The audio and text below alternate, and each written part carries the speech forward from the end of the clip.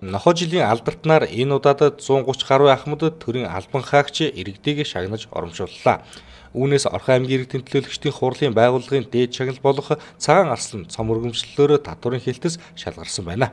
Татварын хэлтсийн тухайд жил бүр татварын төлөвлөгөөт нормыг давуулан биелүүлсэн. Тодруулбал энэ онд улс орон нутгийн төсөвт нийт 55 тэрбум 243 сая төгрөгийг төвлөрүүлэхээс 63 тэрбум төгрөг төвлөрүүлж төлөвлөгөөг 7 тэрбум төгрөгөөр давуулан биелүүлсэн амжилт гарчээ. Татварын хэлтсийг шалгаруулсан байна. Татварын хууль тогтоомжийн хэрэгжилтийг хангуулахад бас онцгой анхаарал хандуулж ажилласан. За үүний үр дүнд бас орон нутгийн төсөвт бид өхөн 52.5 тэрбум төгрөгийн татварын орлогыг төвлөрүүлж төлөвлөгөөгөө дүнгээр нь аваад үзвэл 6 тэрбум төгрөгөөр давуулан биелүүлсэн. За мөн улсын төсөвт бид өхөн 10.5 тэрбум төгрөгийн татварын орлогыг төвлөрүүлж төлөвлөгөөгөө мөн одоо 1.7 тэрбум төгрөгөөр давуулж биелүүлсэн гэдэг ийм сайхан амжилтыг гаргасан. Тэгээд энэ манай хэлтсийн хамт олонны ажлын амжилтыг бас орон нутгийн төр захиргааны байгууллага, аймгийн иргэдийн төлөөлөгчдийн хурлаас бас үнэлж энэхүү дээд шагнал болох энэ Цагаан Арслан цомоор шагнасан бид бүхэн бас маш их баяртай байна. За нийт эрдэмтчүүдтэй болон Орхон аймгийнхаа нийт татвар төлөгч аж ахуй нэгж байгууллага иргэдтэй хандаж та бүхэн маань сар шиндээ сайхан шинэлээрээ тэгээд үе сансан 9 цагаан өсөл нь сэтгчлэн бүтэх болтугай гэдэг хэлэл хэрэгё. Мөн төрийн үйлчлэгэнд олон жил үр бүтээлтэй ажилласан Ахмад ажилтан анхдагч илгээлтийн эзэд иргэдийн төлөөлөл бүхий 130 гаруй иргэдэг аймгийн засаг даргын жуух бичиг, хүндэт жуух бичиг, Орхон аймгийн иргэдийн төлөөлөгчдийн хурлын иргэний төлөө медаль, жуух бичгээр тус тус шагнасан юм а. Хавсралтад дурдсан нэр бүхий хүмүүсийг татад их ч надаа 74 онд ирсэн илгээлтээр өгчөнтэйгөө хоёулаа манц гэж байхад ирлээ. Тэгээд төдийгөөс өдөө хүртэл тэгэл байж Эрдэнэ тат сайхан газар. Бүтэн байгуулалт одоо биднүүдийг ирэхэд их цөөхөн барилгатай байсан. Одоо бол энэ зөндөө. Ерөөсөө энэ гордын хідэн байшин байсан. Хороол бол нэг энэ илгээлтийн хороол гэл энэ одоо ийшээ тэрл байсан. Өөр юм ерөөсөө байхгүй байсан. За Эрдэнэт би одоо барилгын юугаар хоёлаа ирээл хөгшин маань яг бурхан болсон тэгэхээр хоёлаа манай хөгшин гагнуурчин байсан. Тэгэл хоёлаа ажиллаж байлаа барилгын юун дээр. За би эрүүл мэндийн салбарт 28 дахь жилдээ ажиллаж байгаа.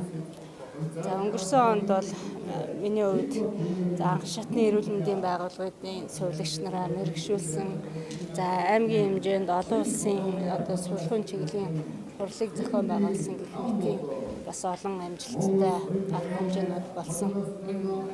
Тэгэхээр энэ онд бас ямар ажлынхаа хувьд бас ямар зорилтыг тавиад байна тийм ээ? Бас хамт олондоос юу гэж бодож хэлэх вэ? За ер нь бол эрүүл мэндийн салбарын эмч мэргэжилтнүүдийн одоо үндсэн гол одоо чухал асуудал бол тасралтгүй суралцах, ур чадвараа сайжруулах юм байдаг. Тэгэхээр одоо эрүүл мэндийн газрын түвшинд одоо сувилагч тусгай мэргэжилтнүүдийг чадваржуулах энэ асуудлыг бол одоо бодлогыг бол тасралтгүй авч явж байгаа. За энэ 19 онд бол ахлах сувилагч нараа чадваржуулах гол зорилтыг тавьж ажиллаж байна. Энэ Эрдэнэ дотор хаан хөдөлмөс энэ ирж байгаа хажилд эрүүл газруудаа сайн сайнаар хүсэе. Би 1977 онд их сургууль өгсөд Эрдэнэ дотор томилтоор ирсэн. Түүнээс 41 жил Эрдэнэ дотор ажиллаж байна. Миний уугуул нутаг бол Аранга аймгийн цэцэрлэгсэн, суугуул нутаг бол Эрдэнэ дотор. Ийм учраас Эрдэнэ дотор хаан хөдөлмөс маш их баярлж явдаг юм а. Энэ 40 жил Эрдэнэ дотор бүтээн байгуулалт оролцсондоо маш их баяртай байна.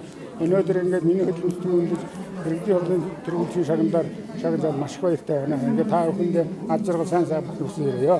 Өнөөдөр бол аймгийн хурлын болон засаг даргын шагналаар нийт 130-аар эргээ аж ахуй нэгж. За аж ахуй нэгжээс бол татварын авалт маань одоо манай хурлын дээд шагнал Цагаан Арслан цомоор шагнагдж байгаа. За энэ нь бол 2 жил дараалан үндсэндээ 5-6 тэрбум төгрөгөөр яг тодруулж ярих юм бол энэ жил бас л 6 гаруй тэрбум төгрөгөөр татварын авалт авч байлсан байна. Тэгээд би түрүү хэлсэн шүү дээ. Энэ бол татварын энэ орлогыг бүрдүүлж байгаа баялаг бүтээгчид маань жилээс жилд бол үйл ажиллагаа нь олон өргөжөө татварын баацыг өсөж байна. Түүхэндээ анх удаа 2.4 их найт төгрөгийн борлуулалт хийсэн ийм амжилт бас гаргасан байгаа аймгийн хэмжээнд. Тэгэхээр энэ бол том тоолдоо зүгээр нь улсын төсөв маань 10 гаруй их найд шүү дээ. Тэгээд татварын орлогыг ингээд сайн бүрдүүлэх бол нэг хэрэг, гол нь тэр бүрдсэн орлогыг зөв зүйтэй юмд зарцуулах иргэдээсээ эрэмбүүлж, дээрээс нь тэр зарцуулж байгаа юмны хөрөнгө оруулалтын чанар сайн байх нь их чухал. Ингээд бас энэ завшааныг ашиглаад нийт ахмадчууд эрдэмтчүүдтэй одоо ирж буй ахаа жилийн сар шинэ мөндөр гэж илгээрийн хамгаалалтын төрлөөр төвшин амгалан. За дээрэс нь бол сар шинэдээ аль болохоор одоо хориолгууд гараад байна шүү дээ. Арихгүй ах стэцийн хүндэтгсэн ийм сайхан шинэлцгээ гэрээ гэж бас өрөөё. 14 бэг заалт аймгийн иргэдийн төлөөлөгчдийн Иймхүү сар шинийн босгон дээр нохойжлын алдартнаар Орхон аймгийн 130 иргэн хүндэтгэлтэйгээр шагнал урамшууллаа, гар давлаа.